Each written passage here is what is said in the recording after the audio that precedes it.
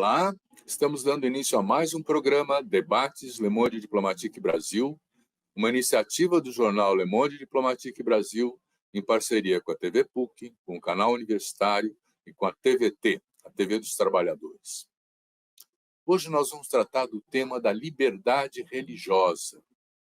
Uma liberdade que tem sido ameaçada e que tem sido combatida ultimamente, principalmente por religiões fundamentalistas que não toleram a diferença, né? E nós precisamos compreender esse processo e entender o ponto de vista daqueles que hoje são as vítimas dessa perseguição. Para falar da intolerância religiosa, da liberdade religiosa, nós convidamos o Babalaô Ivanir dos Santos, que eu vou apresentar para vocês agora. Aliás, eu vou reapresentar, porque é uma alegria ter o Ivanir aqui conosco outra vez. Ele já esteve presente no nosso programa e ajudou a esclarecer muito as questões que nós vamos tratar hoje. É uma continuidade, então. O Babalaô Ivanir dos Santos, ele é doutor em História Comparada pela Universidade Federal do Rio de Janeiro, é membro da Associação Brasileira de Pesquisadores Negros, do Laboratório de História das Experiências Religiosas e do Laboratório de Estudos de História Atlântica das Sociedades Coloniais e Pós-Coloniais. Coordenador da Coordenadoria de Religiões Tradicionais Africanas, Afro-Brasileiras, Racismo e Intolerância Religiosa, e vice-presidente para a América Latina no Conselho Internacional dos Descendentes das Religiões Ancestrais Africanas. Ivanir, é uma satisfação, uma alegria ter você aqui conosco de novo, para trazer para os nossos telespectadores um maior esclarecimento sobre essa violência que tem começado, aliás, tem recrudescido, porque a discriminação sempre esteve presente, junto com a questão do racismo, a questão das religiões afro-referentes, né? Então, eu queria começar com você, que você comentasse uma das últimas violências, esse assassinato da mãe Bernadette, com 22 tiros, né? O que é isso? É uma continuidade de uma perseguição às religiões afro? Como é que você entende isso? É um assassinato muito simbólico, se levarmos em conta que nós estamos falando de uma liderança quilombola, que são descendentes justamente, né, do nosso povo, que de uma certa forma reivindica a terra, levando em conta que a abolição não fez a reforma agrária, muito pelo contrário, nos foi negada a terra, a lei de terra proibia que os negros tivessem terra, então ela é remanescente justamente desta luta de Zumbi dos Palmares. Outro lado importante observar que ela era portadora das nossas tradições espirituais, culturais e sociais, a sua ação, inclusive, uma ação muito voltada pela questão social e da religiosidade. Então, esse crime é tudo aquilo que, simbolicamente, uma sociedade tem feito com o nosso povo.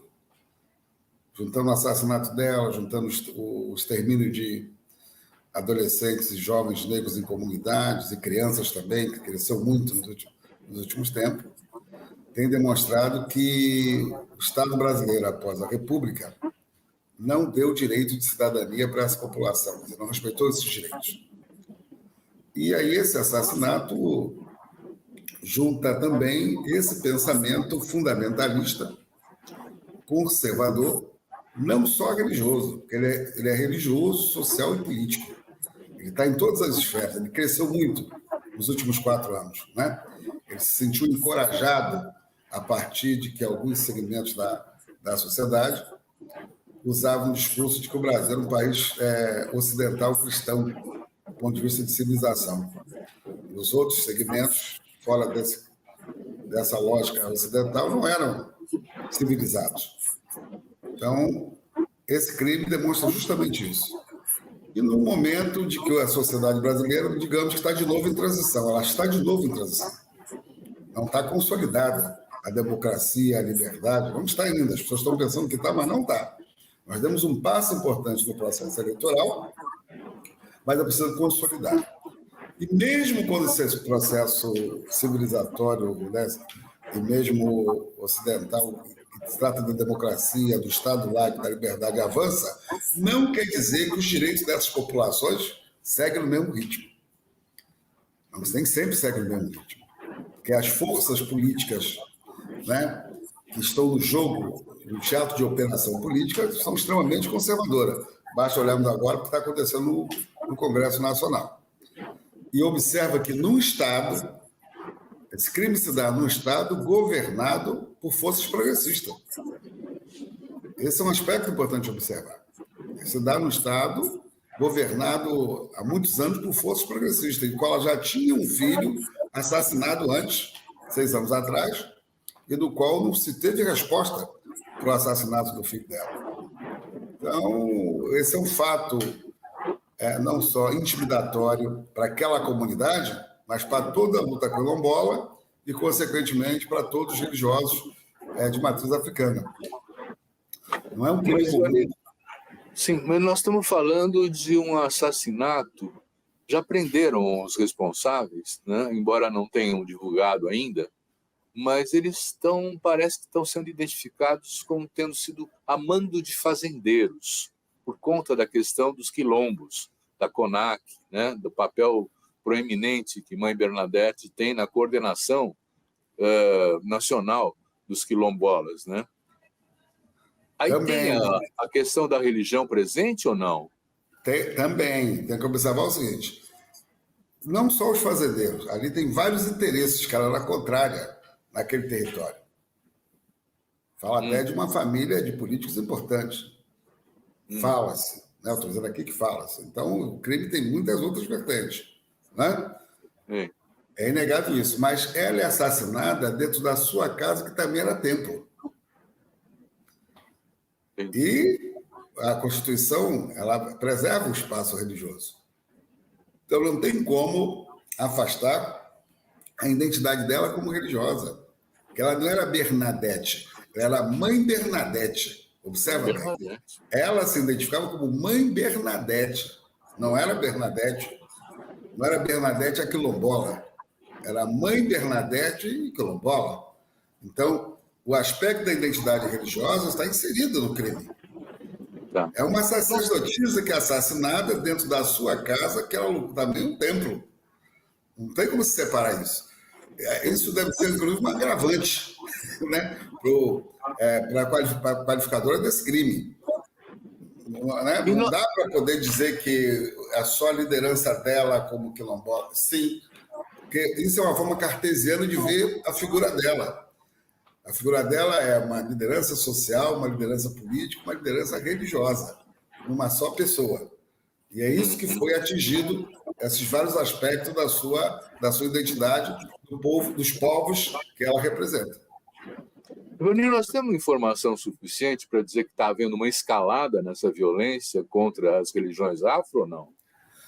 Sim, os próprios dados oficiais do governo federal, do Disque 100, demonstrou que houve um crescimento de mais de 70% no primeiro trimestre, no primeiro semestre. Esse primeiro semestre, mais do que do ano passado. Claro que eu tenho que observar que o ano passado muita coisa foi escamoteada, muitas coisas foram obscurecidas dos dados, mas mesmo assim os dados, comparando o semestre, mais de 70%, aumentou muito. São Paulo ainda continua sendo um lugar de muita violência, Rio de Janeiro é o segundo, né? Minas Gerais é a Bahia. Então, o Sudeste, né, aí num lugar de muita intolerância, isso não é à toa. Observa o mapa eleitoral, se você observar o mapa eleitoral e observar como esse discurso do ódio, esse discurso racista, esse discurso homofóbico, esse discurso de misoginia, fez uma base de sustentação muito grande, foi justamente no Sudeste, embora está no Nordeste, mas o Sudeste é muito grande. Então, obviamente, essas atitudes tendem a crescer nesses lugares.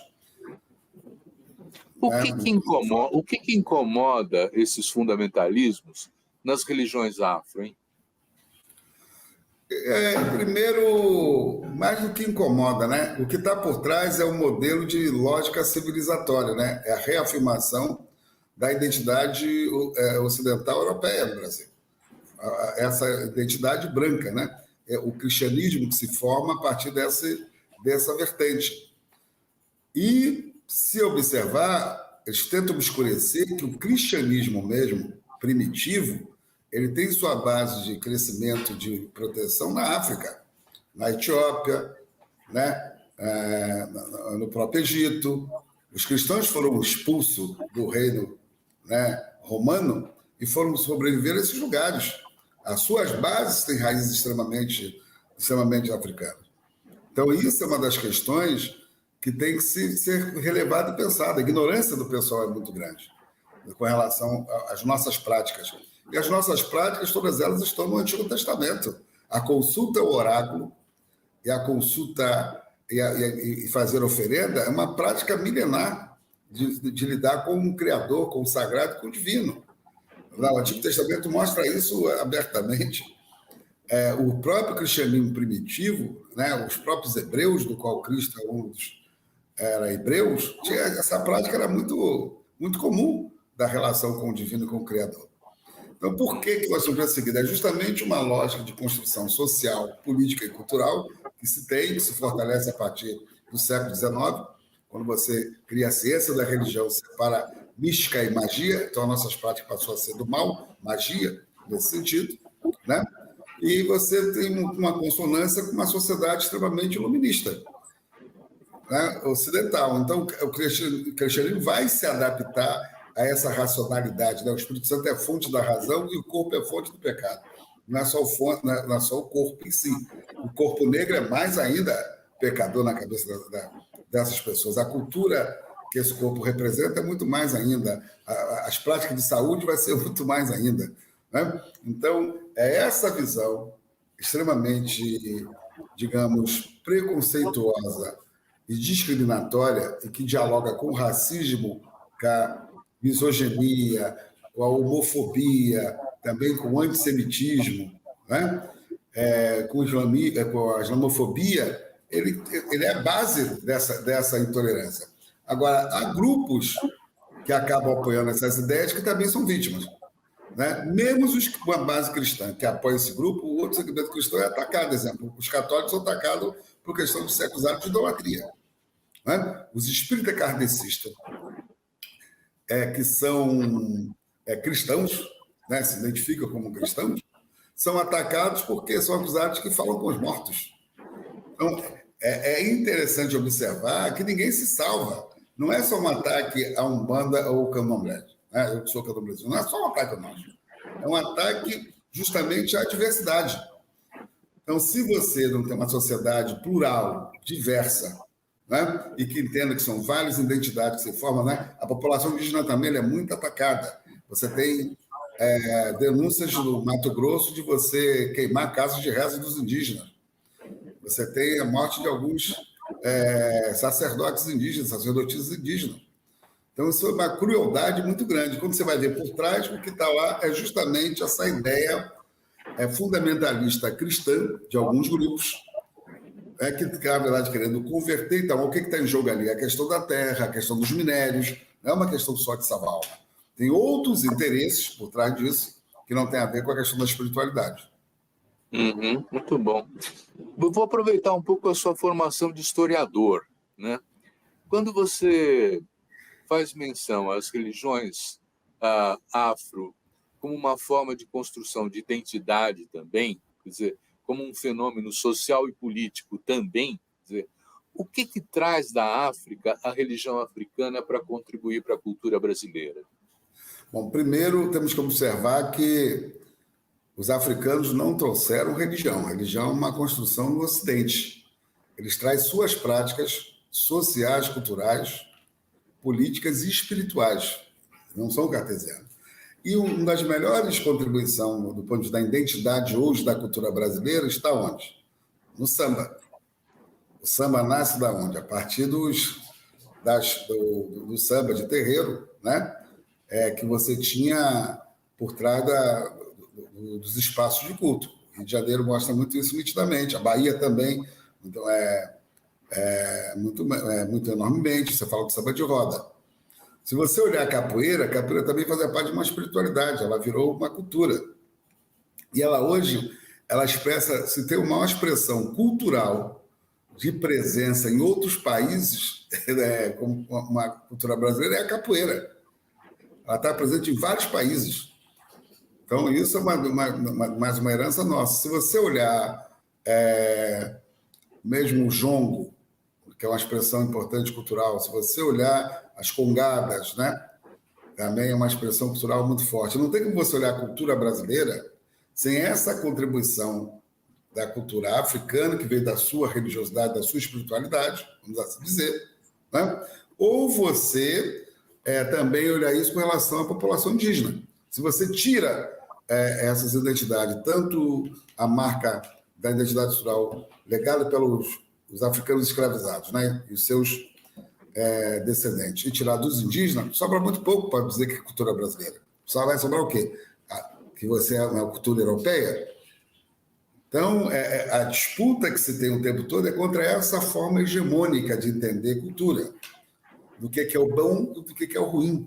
E assim também era a questão da religiosidade, né? Você tinha o baixo e o alto espiritismo, né? Você tem uma coisa boa e isso no fundo, não é uma contribuição muito discriminatória e preconceituosa. Do ponto de vista histórico, o povo brasileiro, que, embora todo mundo escreve sobre o povo brasileiro, mas esse povo brasileiro não é representado nas instituições da sua diversidade. Essa aqui é uma contradição.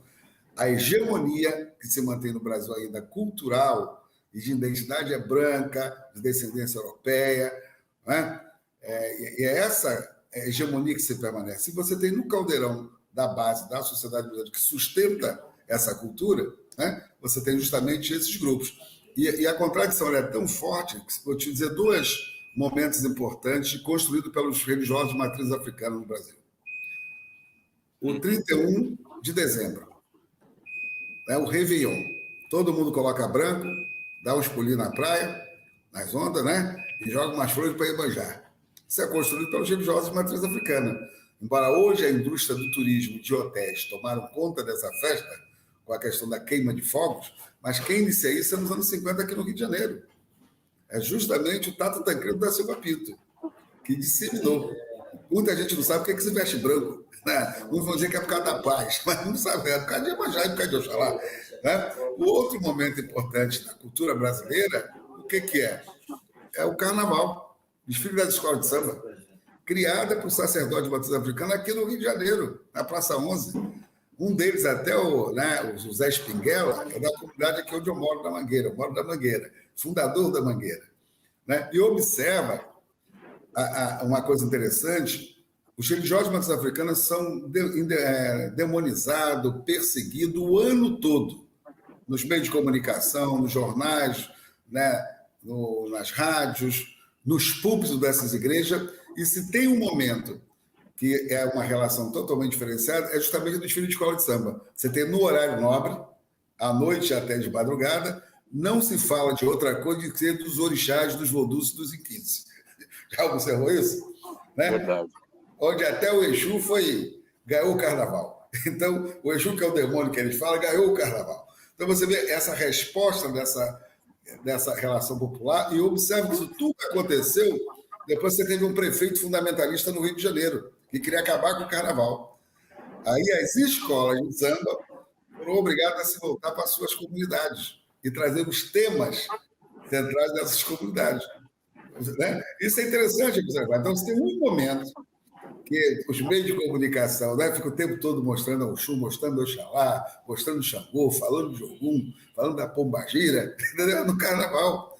Então, é muito interessante. E é o momento que você tem mais turista no Brasil. São duas festas, ainda mais aqui no Rio de Janeiro, que você tem muito turista, dá muito dinheiro para as prefeituras. Então, essa marca está lá, o maracatu, no Recife. Né? Observe que essa marca negra, ela é que marca essa identidade negra aliada com os indígenas, porque também não é só uma coisa negra, ela tem um diálogo com essa outra cultura. Então, não é a valsa nem a polca que faz expressão popular né, nesse momento da identidade brasileira. Mas não pode ser usada também como folclore, né? Quer dizer, a ideia, por exemplo, de que hoje em dia nós temos um movimento negro unificado, mais forte, mais articulado para a defesa dos seus direitos, né? Que nós temos, enfim, quer dizer, uma percepção de que o racismo precisa ser enfrentado, né? Essa dimensão sociopolítica tem feito juntar o movimento quilombola, se transformou num movimento forte, o movimento negro cresceu. Há elementos de resistência articulada entre as religiões de matriz africana? Olha só, você me deu uma grande dica para me te anunciar uma coisa aqui.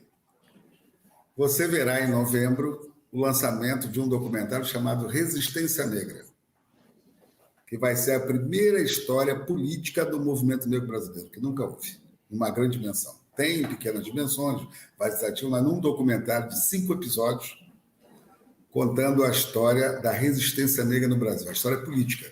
Você vai perceber que teve a luta dos direitos civis do Brasil muito antes dos Estados Unidos. Você tem como referência de luta de direitos civis os Estados Unidos. Você conhece os grandes ícones da luta americana. Você tem a luta dos africanos, né, pela libertação, a luta de Mandela contra o apartheid, todo mundo se conhece, mas no Brasil, na memória ampla da sociedade, pouco se conhece. Um politizado ou outro que conhece um pouco, como você muito bem colocou aqui, a história do próprio BNU. Mas o BNU não é o único, ele é uma das organizações. Nós vamos ter, essa história a gente vai contar desde o século XIX. E é uma produção que os roteiristas são negros e negras, a diretora é uma negra, a população LGBTQIA+, os entrevistados, na sua ampla maioria, quase vou te garantir, em torno de 96%, são doutores e personagens negros e negras. Os brancos que tem ali, tem 3, são entrevistados porque é reportagem de televisão, mas assim falando.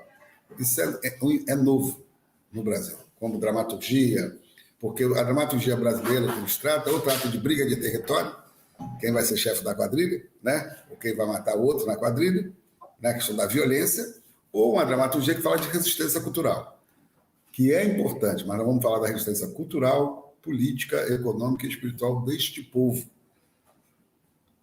Né? Desde o século XIX. E eu sou o autor da série. Opa. Eu sou o autor da série.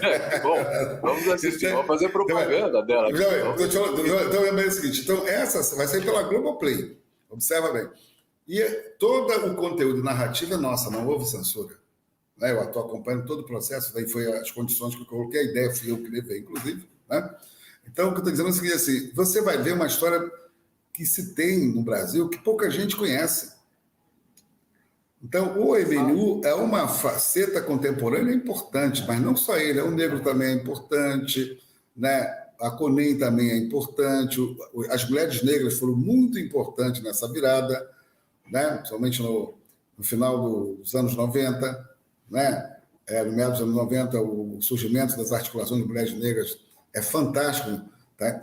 Muito envolvida, assim como outros grupos, como o Guelé 10, o CEAP, o CERT, né, e outros grupos importantes, em Vale NEM, em Santa Catarina, né, teve muitos grupos que trouxe essa agenda moderna, porque essa agenda moderna, inclusive, ela não nasce só no movimento negro, digamos, mais de esquerda progressista, ela vai nascer num conjunto mais geral. Por exemplo, as práticas que nós temos de políticas públicas, não pode falar nelas se não falar tanto na iniciativa no governo Brizola, no Rio de Janeiro, do Abdias, nos anos 80, ou, na verdade, nos anos 90, nos anos 80 ainda, e nos anos 90, o papel do Hélio Santos e do Ivaí Augusto em São Paulo, no Conselho da Participação da Comunidade Negra. Então, tem muitas contribuições dadas, tem muita diversidade nesse movimento negro. Né? Não é um movimento, são vários movimentos.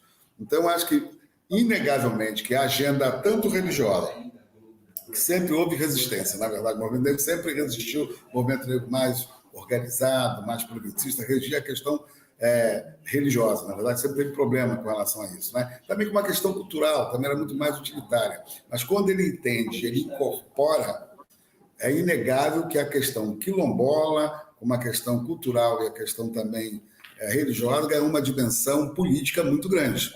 Eu mesmo sou fruto dessa construção. Né? Eu sou fruto dessa construção. Eu sou um quadro forjado no movimento negro brasileiro. Eu não fui um quadro forjado no sindicalismo, que é importante, ou no movimento estudantil. Que observa bem, os grandes lugares que formam quadros militantes, né, do ponto de vista da sociedade e tudo dos setores progressistas, é onde? A universidade e o sindicato. Né? Então, esse movimento ele sempre foi marginalizado, na sua ampla maioria, porque ele não surge, né? Ou ele é dissidência de um desses lugares, né? Muitos foram estudantis, não achavam que as suas forças políticas não tratavam esse tema como um tema importante. Foi assim que o MNU surge, né? O MNU surge justamente a partir de uma cisão, né? No fundo é isso. E militantes importantes como Hamilton, né? Como o Júlio Tavares, o próprio Milton, Rafael, tem uma galera muito grande, né? A própria Lélia, tem muita gente que é importante que não concordou com essa lógica. E sempre houve conflito. Nos anos 90, os setores partidários se abrem para receber a questão racial, se abrem. Mas observa que ainda não entenderam que esse tema é um tema central para a democracia brasileira. Ainda não compreenderam isso. Eles tratam como se fosse uma coisa de secretaria. Não é, não. É uma coisa central. Somente agora, eu quero reconhecer, somente agora, um partido de esquerda fez uma conferência sobre esse tema. Quando faz uma conferência, não é um encontro da sua secretaria de negros, mas é uma conferência que o partido discutiu. Foi pensando bem que acabou de fazer isso agora recentemente.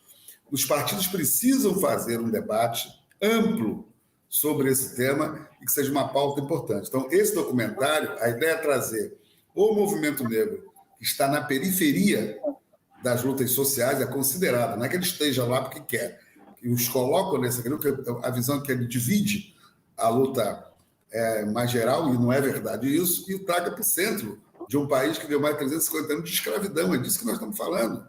Então, esse é um tema central para a sociedade brasileira. Então, esse documentário vai trazer para esse lugar, que é o que nós esperamos, e uma narrativa e tal. Tanto que é um documentário coletivo, eu digo para todo mundo, eu abri mão do meu direito que eu pudesse ter para o movimento em si, para o CEAP, né, que é a ONG que atua nisso há muitos anos, porque é uma construção coletiva. Então, não é uma história do Ivanir, não é. É uma história coletiva, eu faço questão de dizer isso, de uma agenda que hoje está aí, e muitos setores eram contrários a essa agenda. Por exemplo, cota, muita gente era contrária, eu apanhei muito a minha turma por conta disso. Os partidos também eram contrários, hoje todo mundo fala. Mas tem que entender que vai ter um ator social político que precisa ser reconhecido como um ator importante para a democracia e a diversidade no Brasil, que é o movimento negro brasileiro. Então, eu estou imaginando que num país que tem, em alguns estados, uma população como na Bahia, por exemplo, em que mais de 80% são negros, né? Em que o censo mostra que a maioria dos brasileiros são negros, né? Nós temos aí uma demonstração de que a questão demográfica não tem tanto peso na política, né? Porque os movimentos de resistência negros, né, eles estão se tornando mais fortes, mas nós temos um passado que é uma visão colonialista, né? Sim. E hoje em dia nós temos uma teoria nova que é a descolonização, né? Ivanir, como é que descoloniza essa questão da discriminação no negro e das religiões afro-africanas? Bom, descolonização é uma teoria, inclusive, da América Latina, né? Ela surge com os intelectuais da América Latina, Quijano no México, né, Agostinho e outros lá, né, em Porto Rico, uma teoria muito importante. No Brasil, você tem que discutir a descolonização, mas não só a descolonização do ponto de vista da mentalidade, mas você tem que discutir também a questão do racismo em si, e essa visão que a África está discutindo, que é pós-colonial. A África é diferente da América Latina, né, nesse tema. O problema é como é que você faz as pessoas pensarem que o pensamento iluminista ocidental ele traz em si, né, justamente os fundamentos do racismo estrutural, como alguns dizem, ou institucional, como outros dizem, na estrutura das instituições. Então, um dos motivos que você tem uma população enorme negra no Brasil, isso não se traduz na participação política, é porque as estruturas, seja ela qual for, as estruturas partidárias, seja estruturas sindicais, seja estruturas sociais, que seja a academia, seja o executivo, legislativo, judiciário, seja a igreja, ou seja o mercado, é hegemonicamente branco. Essa é uma questão central que você tem que se entender. Então, a relação de reprodução de poder, ela se faz com muita tranquilidade. E os negros não estão neste lugar. Um ou outro consegue furar a bolha, né? Mas não está nesse lugar. Então, essa é uma questão central. Isso remete à escravidão. Se tivesse feito assim como Luiz Gama queria, né? Fosse feita a reforma agrária, naquele momento da abolição, eu te diria que quem estava hoje precisando de cota era a população branca, não era a população negra. Não foi feito. As transformações sociais que pudessem inserir essa comunidade, não. O que é que nos resta hoje? Como justamente não tem nada mais colonial hoje na contemporânea do Brasil do que a ação da polícia, somente da polícia militar. Observa, nem nos estados de maioria negra, de governo progressista, cito aqui a Bahia, observa os índices de violência na Bahia com relação à população negra. Governo progressista. Então, você tem uma questão que é de estrutura de mentalidade colonial, que ela é muito mais ampla na sociedade. Por mais que nós temos avançado em setores da academia nesse debate decolonial, né, ele ainda é muito incipiente para dar a resposta política que nós precisamos. É inegável que houve um crescimento de participação de homens, mulheres negras, né, na esfera política. Mas é muito insuficiente ainda. Porque mesmo nessas esferas onde nós estamos crescendo, o poder central dos partidos e das representações majoritárias são brancas. Vocês não percebem isso. Ou seja, eles não são capazes de pegar os negros e colocar numa disputa majoritária. A Bahia mostrou isso na disputa da prefeitura. Quando o movimento incensou uma candidatura aqui e tal, aí as lideranças do local pegaram uma outra negra também, né, e botaram no processo. Ou seja, não é um processo de respeito a esse processo de construção que a população negra faz, mas ainda é suficiente. Por quê? Como é que a gente atinge a grande maioria da massa negra? Esse é um desafio que nem sempre se vê como pobre, mas não se vê como negra. Até sente alguma coisa. Mas quando diz da consciência, isso não chegou ainda. Está chegando mais agora, até com a questão do hip hop, né, de algumas questões de ter aumentado o número de representação nos audiovisuais. Isso, inegavelmente, isso acaba tendo um impacto, mas vai para onde isso? O grande debate agora é para onde isso vai. Está posto que essa disputa está dada na sociedade, mas ninguém sabe para que lado vai. Então, temos que observar, a sua observação é muito importante, mas tanto os intelectuais negros e negros, que agora têm uma massa crítica maior na universidade do que tinha nos anos 90, que nos anos 80. Hoje, inegavelmente, tem. Muitos até estão achando que vão fazer seu caminho próprio, né? Acho que a internet resolve tudo, entendeu? Não. A internet ela é importante, mas se a rua não estiver fervendo, não muda a estrutura. A internet, todo mundo vê, é legal e tal, mas se todo mundo botar povo na rua, a coisa não segue. Pois é, nós estamos falando de botar povo na rua, quer dizer subjetividade, quer dizer engajamento, né? Isso. E nós temos uma história de lutas também dos negros no Brasil que não é conhecida, é a história dos vencidos, que é ocultada pelos vencedores. Eu estou falando, por exemplo, da experiência do Quilombo de Palmares, que chegou a ter metade da população da capitania de Pernambuco e resistiu mais de 100 anos aos ataques dos portugueses. 3 gerações viveram lá, né? Chegou, o filho nasceu lá, o neto nasceu lá, nesses 100 anos, e houve uma expressão de um comportamento, uma atitude, uma organização da sociedade diferente da colonial, mais equitativa, mais solidária, né? Essas coisas precisam ser mostradas. Você não acha? Por isso que essa história não é mostrada na sua grandiosidade, porque é muito interessante observar como é que a história da resistência negra, ou da sua capacidade de mostrar uma sociedade alternativa, não é lembrado assim. Quilombo de Palmares é resistência, que foi muito mais do que a resistência. Ele era uma economia diferente da monocultura que era da colônia, ele era uma terra coletiva diferente do que era naquela época. Ele tinha brancos pobres que viveram em Palmares, né? Então, Palmares foi muito mais do que isso, e, de fato, houve uma população que não viveu com a experiência da escravidão. E por que Palmares tinha que se destruir Palmares? É igual o Belém e Cartago, né? Assim como tinha que destruir Cartago, tinha que destruir o Império Romano, o colonialismo português tinha que destruir Palmares, porque Palmares já interferia na economia da capitania de Pernambuco. Ele tinha negócios, inclusive. Eles tinham negócios, até disse que o negócio com os holandeses. Então, Palmares, o simples destruir Palmares é muito mais do que você destruir um lugar de resistência à escravidão. Era, na verdade, uma possibilidade de construção de uma nova sociedade.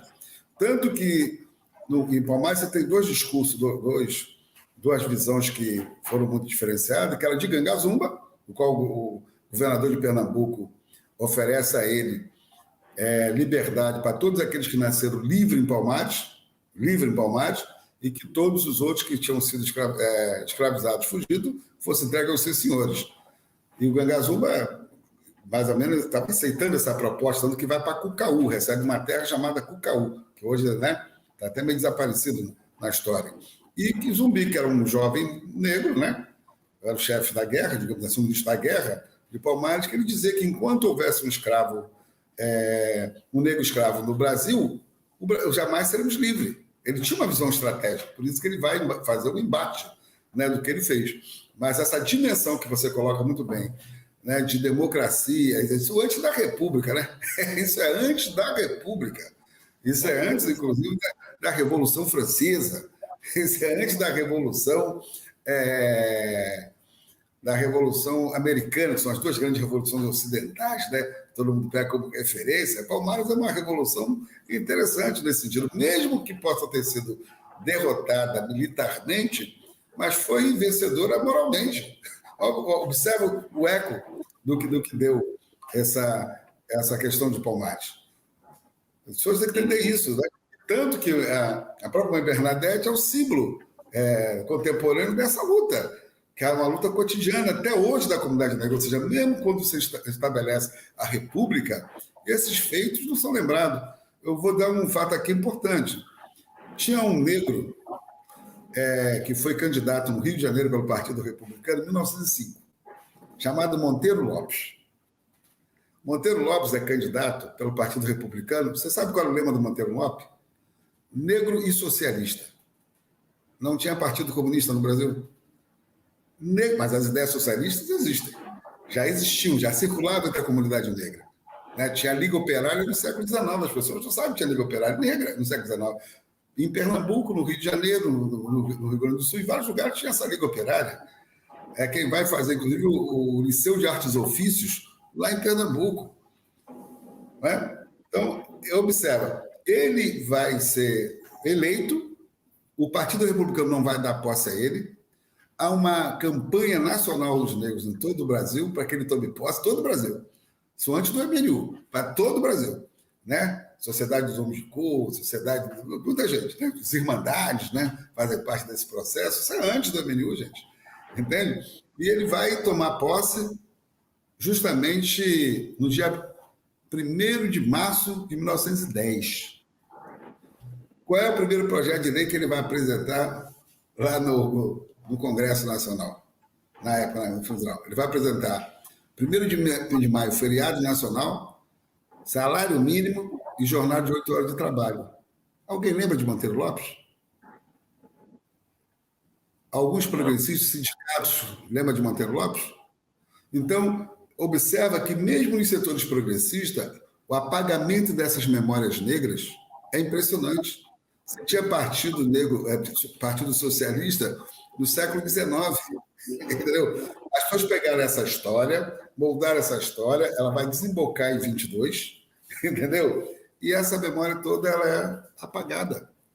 Como se nós não tivéssemos uma memória de luta. Então, o que eu estou falando não é só lembrar Palmares, é lembrar dessa contribuição que os negros deram. Então, Monteiro Lopes é um exemplo clássico. A história por isso que essa sua série que vai entrar no ar é importante, né, para resgatar um pouco essas coisas. Porque eu vejo... Para trazer essas memórias. Porque, né, embora muita coisa não está na série ainda, porque 5 episódios para contar mais de Não tem tempo todo, né? E venham mais sérios. Mas tem uma pincelada boa, mas pelo menos só o fato de você colocar essa questão, tanto assim, o que eu estou achando boa, que até os progressistas nossos, né, os brancos, estão, pô, que boa, ele vai acontecer, mas ninguém tomou uma iniciativa. E aí, observe, eu tive que conversar com a Globoplay, negociar, para poder fazer a série. Porque todo mundo acha muito legal, mas as pessoas não apoiam essas ideias. Ainda mais quando vem da comunidade negra, porque o dinheiro vai para as produções brancas, ou de brancos que vão falar de negro, às vezes com muita boa vontade, de forma muito deturpada. Então, a série ela vai ter essa importância, né? Justamente para a narrativa e várias outras narrativas que existem na nossa comunidade e que foram feitas até numa produção muito pequena, né? Tem alguém que está fazendo a série das lideranças do MNU, eu tenho acompanhado, né? Mas não tem um impacto na sociedade como deveria ter. Então, nós temos que abrir esse caminho, essa possibilidade, para dizer que nós fazemos parte não só da história, mas nós somos construtores dessa história, que sempre nos nega todos os dias, todas as horas, e que nos criminaliza até hoje. Não é só no passado, somos criminalizados até os dias de hoje, o que dá, inclusive, nessa história do assassinato de Mãe Bernadette. Uhum. Vamos falar um pouco, então, das possibilidades a futuro, né? E eu queria trazer uma realidade triste, que a gente acostumou. Quer dizer, se você entrar num restaurante de classe média, quase não tem negro. Sim. Se você for ao aeroporto, quase não tem negro, né? E é naturalizado isso, quer dizer, as pessoas acham normal, né? Quer dizer, qual é o caminho para se enfrentar o racismo no Brasil e essa discriminação também com as religiões afro? A política de cotas, o que é? Eu acho que a política de cota ela já deu um passo, embora muita gente era contrária, mesmo na esquerda, muita gente era contrária à cota, né? Quer dizer que era uma questão liberal. Eu mesmo, no início do debate de cota, nos anos 80, que começa, ele volta com força, um pouco nos anos 80, ali um pouquinho nos anos 90, depois ele arrefeceu, justamente no primeiro CENUM, pelo Encontro Nacional de Estudantes Negros, universitário, que vai se dar no Maranhão. E o Medeiros vai fazer um debate, Carlos Alberto Medeiros, com o CENUM, e o CENUM vai pegar isso como uma pauta importante. Eu, naquela época, essa coisa de esquerda nossa, né? Eu dizia que não, isso é reforma, não vai dar em nada e tal. Depois eu viajo aos Estados Unidos e vou ver que a coisa aqui no Brasil é muito pior, mas é muito mais conservador. Então, cota seria, na verdade, uma tática importante, que na verdade era tática, acabou virando estratégia, mas era tática, né? E abriu o debate. Eu lembro de um encontro com o presidente Fernando Henrique, durante o processo de conferência de Durban, que eu levanto isso na mesa, né? E isso vai acabar indo para o relatório. Aí a imprensa pega e virou um grande debate. Mas observa que cota ela criou uma nova possibilidade, né? Ela cria uma possibilidade, primeiro, de você... Essa massa crítica que eu estou falando é parte dessa juventude que entrou por cota. Então, entrou em várias áreas. Então, você tem hoje mesmo na academia, digamos que o movimento negro ele fez uma opção no primeiro momento para a academia, porque se desencantou um pouco dentro dos partidos políticos, tem que ser observado. Aí ele vai para a academia, obviamente. Hoje está entrando no campo do empreendedorismo, hoje tem um campo maior de atuação.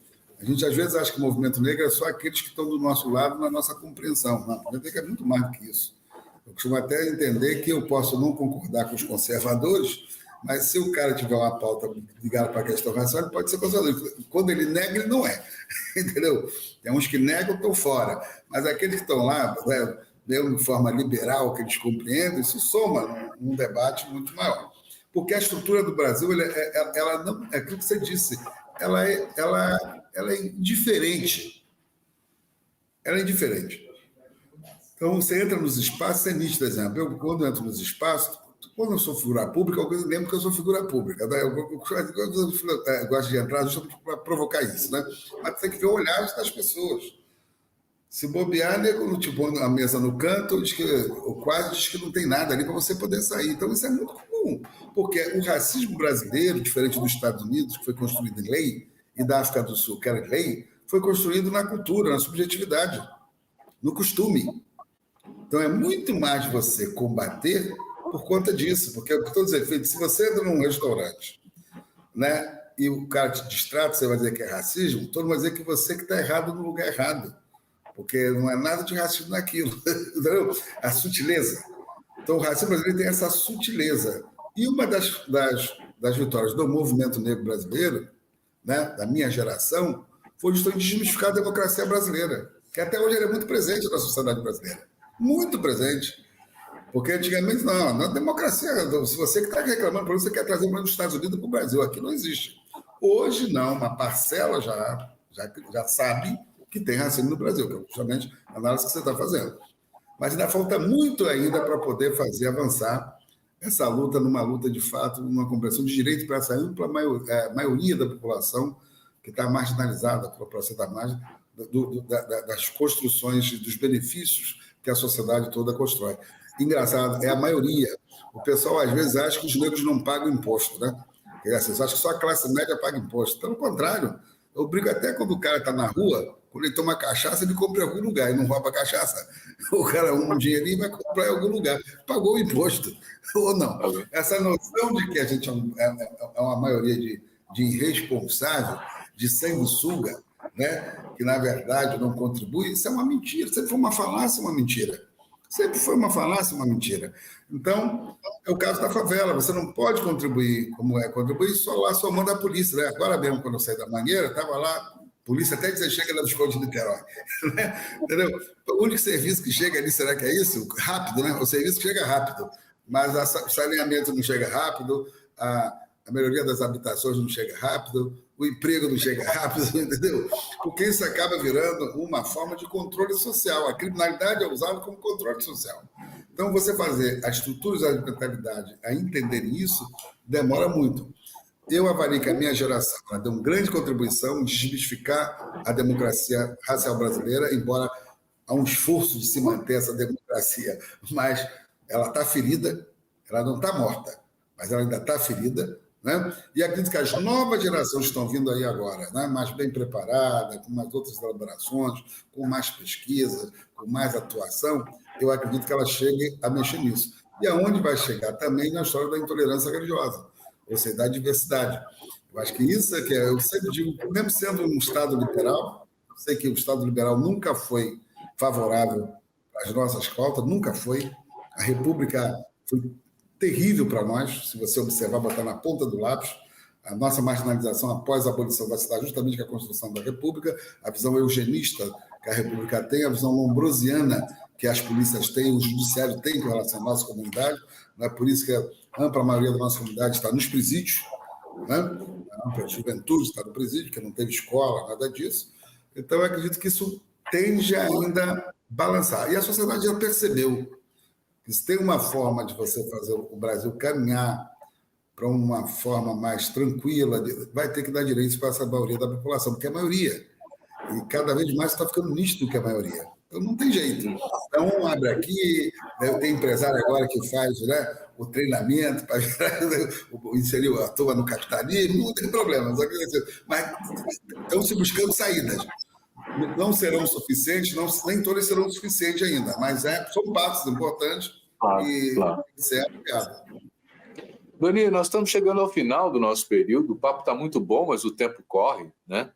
E eu queria pedir finalmente a você que nos desse um pouco a ideia do tamanho que tem hoje no Brasil esse universo das religiões afro, né? Quantos templos, quantos terreiros, enfim, alguma ideia dessa. E que você nos anuncie também o evento do dia 17 de setembro, que é importante e que todo mundo precisa conhecer. Então, primeiro, eu vou dizer para você que não tem como quantificar, porque a maioria dos nossos cultos é feito em ambiente domiciliar, né? Na toa que templo, como aconteceu com a Bernadette, né? Era casa, residência e templo. E assim é.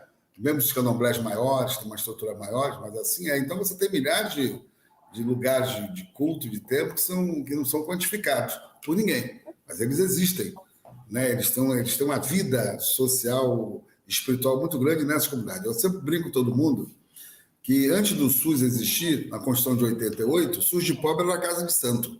Porque a gente esquece disso, né? Pobre, quando tinha problema de saúde, é onde? No pai de santo, na parteira, quando nasce o filho na parteira. Então, isso está muito enraizado na cultura do país em geral. Então, tem que levar em conta isso. Agora, a dimensão política dessas religiões é tão importante, sabe, que já nos anos 70, no meio dos anos 70, os religiosos norte-africanos diziam que o Brasil tinha um caminho por fascismo e por autoritarismo seria através dos grupos neopentecostais. Ninguém acreditou nisso. E agora viram o que aconteceu. Isso nós falamos o tempo todo mundo achava que era coisa dos macumbeiros, que estão sendo perseguidos, essa é coisa que não tem a ver com a gente. A sociedade agora começa a entender que a intolerância religiosa ela é mais do que o ataque a Umbanda ou Candomblé. Isso é um projeto de unificação, inclusive, de um campo político, né, e de que fideliza o voto. Isso é bom e importante. Não é à toa que se usa o discurso moral, o discurso da intolerância contra as grandes africanas, contra a população LGBTQIA+, contra a pauta das mulheres, observa bem, isso coesiona um campo moral. Era levado para um campo moral, e isso acabou coesionando essa parcela que tem essa bancada que estamos vendo aí. Essa é uma questão central que nós temos que observar. Então, qual é a contraposição disso? É justamente caminhar pela liberdade religiosa, o Estado laico e a democracia. Então, a caminhada, ela nasce com esse espírito. A caminhada, inclusive, é fruto da minha experiência e do meu doutorado. Meu doutorado é o que é? Marchar não é caminhar. Eles marcham. Quem marcha quer dominar o outro, quer convencer o outro, quer não sei o que o outro. Nós caminhamos. Caminhar é um lugar de troca, de experiência, de sentar, de ouvir o outro, de discordar do outro. Né? É mais apropriado. Então, é isso que nasceu o espírito da caminhada em 2008. E ela sobrevive até hoje, estamos na 16ª caminhada, no dia 17 agora de setembro, em Copacabana, concentração das horas da manhã, é a nossa 16ª caminhada pela liberdade religiosa. Quem não tem religião também pode ir, que está muito bem aceito, porque não é uma caminhada, eu costumo dizer, ela não é religiosa, ela é de religiosos para uma agenda civil. Essa que é a diferença. Não é para reafirmar nossos orixás, os nossos inquices, os nossos vodus, não é para reafirmar o Deus do judaísmo, não é para afirmar o Deus do islamismo, não. É mostrar que os religiosos, né, eles lutam e trabalham para manter a diversidade. Tem budista, tem wicano, tem Hare Krishna, né, tem islâmico, tem todo mundo. Então, essa é uma concepção que a sociedade brasileira precisa experimentar e viver. Então, em Copacabana, no dia 17, 10 horas da manhã, agora de setembro, é a nossa 17ª caminhada. Está vindo caravana do Brasil todo, que eu estou sabendo, até por conta do efeito com a Bernadette, faremos uma ampla homenagem à memória dela e vamos reafirmar a luta em defesa das liberdades, né, da luta contra o racismo e, obviamente, por democracia, né, que é liberal, mas por democracia, por liberdades, que é liberal, mas por liberdades, por diversidade, que é importante para nós, e o Estado laico. Então, vamos divulgar e convidar todos a participarem no dia 17 de setembro, em Copacabana, às 10 horas, desse importante evento que está sendo organizado em defesa das liberdades, dos direitos, da pluralidade, da diferença, enfim. Né? Direitos humanos. Eu agradeço a você esse carinho que você tem com essa causa, né? Eu costumo dizer que ela é uma causa. A causa ela é sempre maior do que um homem ou uma mulher. A causa é uma causa. A causa é nossa. A causa tem que ser de todos nós. Tá bom. Muito obrigado, Babalaô Ivanir dos Santos, por esse papo esclarecedor para todos nós. Agradeço a você e agradeço a todos que nos assistem, dizendo que semana que vem tem mais. Obrigado.